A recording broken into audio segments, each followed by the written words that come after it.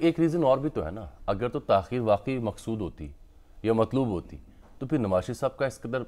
سواگت کیوں کیا گیا یا وہ کیوں آ گئے؟ پھر وہ بھی نہ آتے۔ دیکھیں یہ ساری چیزیں تو طے تھیں۔ نواز شریف صاحب، آپ کو یاد ہوگا کہ میں نے اسی دن ہی ایک کویشچن اٹھایا تھا جس دن وہ آئے تھے کہ کیا ان کا وطن واپسی، اقتدار میں واپسی بھی ممکن ہوگی، تو میرا یہ رائے تھی کہ ان کی وطن واپسی تو ہو گئی ہے لیکن اقتدار کی واپسی کا انحصار آنے والے حالات اور انتخابات پر ہے۔ دیکھیں جامع صاحب، یہ آپ کا کویشچن بڑا ویلڈ ہے، یہ ڈسکشن ہو رہی ہے، الیکشن ہوں گے نہیں ہوں گے، کہ میں نام نہیں کسی کا لینا چاہتا، لیکن بات یہ کہ جب بھی انتخابی عمل ہوتا ہے نا، یہ آج نہیں، ہم نے 3-4 الیکشن 5 الیکشن پہلے بھی دیکھے،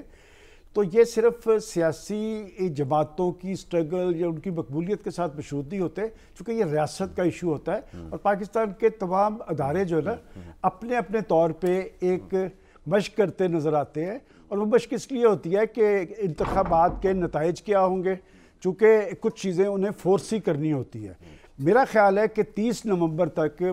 پاکستان کی پولیٹیکل پارٹیز، الیکشن کمیشن سمیت دیگر ادارے جو ہیں وہ یہ دیکھیں گے کہ 30 نومبر تک متوقع نتائج کیا ہیں۔ حتمی فیصلہ جو ہونا ہے یہ دسمبر کے پہلے ہفتے میں ہوگا۔ 5 اور 6 تاریخ کو اگر آپ میرے سے پوچھیں گے تو میں حتمی طور پہ یہ کہنے کی پوزیشن میں ہوں گا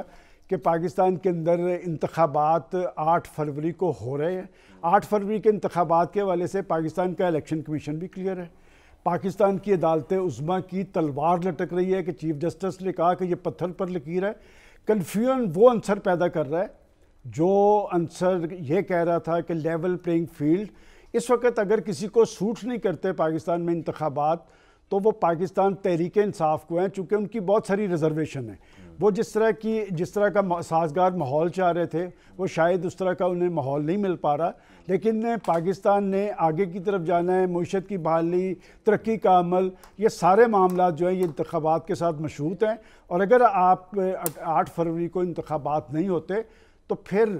قانونی حوالے سے اگر مجھے پوچھیں گے تو پھر تو غیر سیاسی تبدیلی ہوگی، پھر سیاسی عمل بھی معطل ہوگا، پھر تو وہ جو چاہے ماضی کے اندر بھی ہوتا رہے۔ جنرل مشرف صاحب بھی آئے تھے، وہ چیف ایگزیکٹو بن گئے تھے، میں کسی کا نام نہیں لینا چاہتا، میرے خیال میں اس کی نوبت شاید نہ ہے۔ میں اس لیے کہہ رہا ہوں کہ 8 فروری کے حوالے سے پاکستان کی عدالت عظمیٰ، پاکستان کا چیف جسٹس کلیئر ہے، انہوں نے کہا تھا کہ یہ پتھر پر لکیر ہے اور کوئی شخص کنفیوژن پیدا کرنے کی کوشش نہ کرے۔ مجھے نہیں پتا کہ میں اسپیسیفک کسی کے بارے میں نہیں کہہ سکتا، یہ بات میں آپ کو ضرور کہہ سکتا ہوں، ڈسکشن ضرور ہو رہی ہے، پولیٹیکل پارٹیز میں بھی ہو رہی ہے، مختلف سرکلز کے اندر، اس لیے کہ ماضی کے اندر پتہ ہوتا تھا کہ آنے والے انتخابات کے نتیجے میں کون برسر اقتدار آئے گا۔